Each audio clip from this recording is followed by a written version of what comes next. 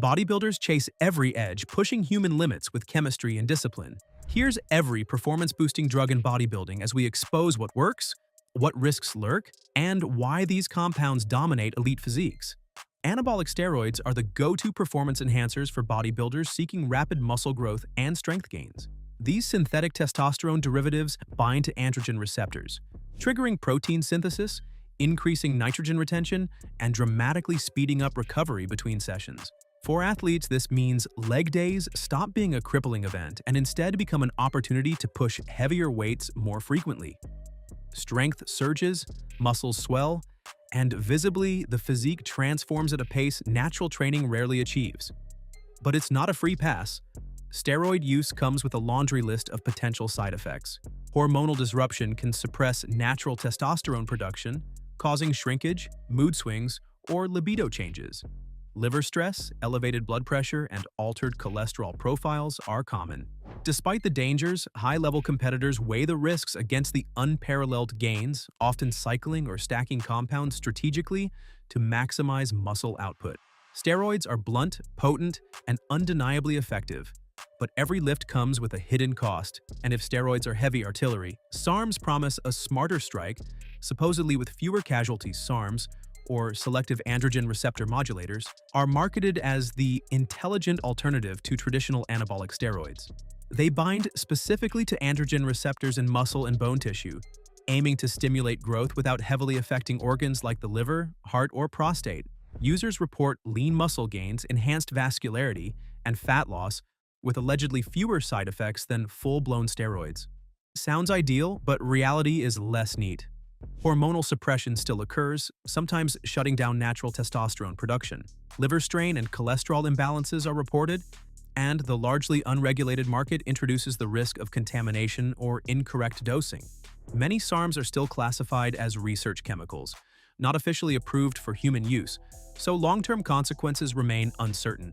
Despite this, bodybuilders continue to experiment with SARMs for their targeted benefits, often stacking compounds with steroids or other enhancers to maximize outcomes. For athletes looking to manipulate specific tissues without a full steroid load, SARMs promise precision, but the costs can still bite. But if you want precise tissue manipulation, peptides take customization to the extreme. Peptides are short chains of amino acids that act as biochemical signals, instructing the body to perform specific tasks like releasing growth hormone, repairing tendons, or increasing appetite for mass gains. Bodybuilders favor them because of their modularity. One peptide might accelerate joint recovery while another encourages lean muscle retention or fat mobilization. Popular examples include BPC-157, nicknamed the tendon healer, and GHRP6, which can drive both hunger and growth hormone output. Their appeal lies in their perceived subtlety. They aren't steroids, yet they manipulate key physiological pathways. But most peptides remain in research stages, with long-term effects largely unknown. Users navigate a gray zone. Dosing errors, low-quality synthesis, and inconsistent potency are common. Anecdotal reports range from rapid recovery and improved tissue repair to side effects like numbness, puffiness, or overstimulation. For those seeking highly customized performance enhancement, peptides offer unique leverage, but they carry risk and unpredictability unlike more standardized supplements or hormones. When focus and explosive energy matter, stimulants are the instant ignition for training intensity. Stimulants are the quick-hit performance enhancers that crank both energy and focus to levels most mortals can't imagine. Common compounds include caffeine, ephedrine, and prescription ADHD medications, often used to elevate alertness, reaction time, and workout intensity. In bodybuilding, stimulants are particularly popular during cutting phases, helping athletes train harder while suppressing appetite and boosting fat metabolism. They can push cardiovascular and nervous systems into overdrive, making lifting sessions feel almost superhuman. Users often report extreme focus, elevated aggression for training, and the ability to endure high-volume or high-intensity workouts without fatigue. However, the downside is significant.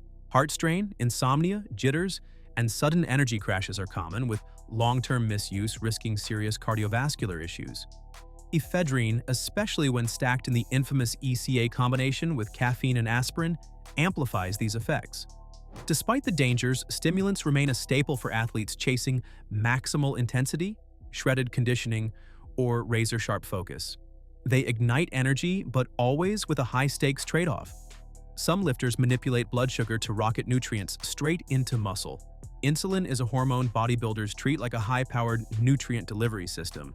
By spiking insulin levels strategically, athletes shuttle glucose, amino acids, and other nutrients directly into muscle cells, maximizing glycogen storage and creating that swollen, pumped look. Combined with carbs and protein, insulin can dramatically enhance fullness, vascularity, and recovery between grueling workouts. The precision required is brutal. Too little, and gains are minimal. Too much, and hypoglycemia strikes. Dizziness, cold sweats, confusion, even loss of consciousness. Some elite competitors pair insulin with growth hormone for extreme nutrient partitioning, but even small errors can be fatal. Timing, dosage, and food intake must align perfectly, turning insulin into a high-risk, high-reward tool. While it offers unmatched pump and anabolic effect, the consequences of miscalculations make it a weapon only the most disciplined or desperate bodybuilders will wield. Transition. Others skip nutrients and focus on oxygen delivery. Blood doping is next. Blood doping involves artificially increasing red blood cell counts to improve oxygen delivery and endurance. More red blood cells mean muscles receive oxygen faster, delaying fatigue and enhancing performance during long, high-volume lifting sessions. Methods range from autologous transfusions, where the athlete re-injects their own stored blood, to synthetic EPO administration that stimulates red blood cell production. While this can make training sessions feel almost superhuman, it carries severe risks. Thickened blood increases heart workload, heightening the chance of clotting, stroke, or heart failure. Professional bodybuilders use it sparingly, mainly in extreme off-season or prep phases, seeking that rare edge in recovery and stamina. The line between enhanced performance and life-threatening mistake is razor-thin. Blood doping isn't about muscle mass directly. It's about ensuring oxygen reaches every fiber efficiently, allowing the athlete to push harder and longer. Done wrong, it's fatal. Done right, it's a dangerous edge few dare exploit. If size matters more than performance, some bodybuilders turn to cosmetic tricks. Synthol is the shortcut for bodybuilders obsessed with appearance over function. Unlike steroids or peptides, it doesn't build real muscle. Instead, injected oil inflates individual muscles, creating immediate visual size in biceps, calves, or pecs. Stage-ready proportions or correcting lagging body parts drive its appeal, but the risks are extreme. Infections, nerve damage, scar tissue, and distorted anatomy are common side effects, and overuse can leave muscles looking unnatural or grotesque. Unlike anabolic agents, synthol doesn't improve strength, endurance, or recovery. Its only effect is cosmetic. Experienced users may strategically inject small amounts to tweak stage aesthetics, but mistakes or greed can transform a bodybuilder into a medical cautionary tale. Despite warnings, social media fame and appearance pressure continue to lure some into synthol use. And if illegal steroids seem safer, pro-hormones blur the line between supplement and drug. Pro-hormones are chemical precursors that convert into active anabolic compounds once metabolized, essentially acting as legal steroid alternatives. Users leverage them to boost strength, lean muscle, and recovery, but the line between supplement and potent drug is thin. Growth hormone, GH, amplifies lean tissue growth, fat loss, and recovery by stimulating protein synthesis, collagen formation, and lipolysis. In combination, pro-hormones and GH can create dramatic physique transformations that push a bodybuilder beyond natural limits. The payoff is extreme size, density, and definition, but at a cost. Organ strain, hormone suppression, insulin resistance, and metabolic stress are real risks, and cycles are often expensive and medically taxing. Timing, dosage, and post-cycle therapy are crucial to prevent long-term damage. From subtle tweaks to explosive growth, these drugs redefine bodybuilding limits. Would you be ready to push your limits, or is the cost of performance too high? Let us know your thoughts in the comments.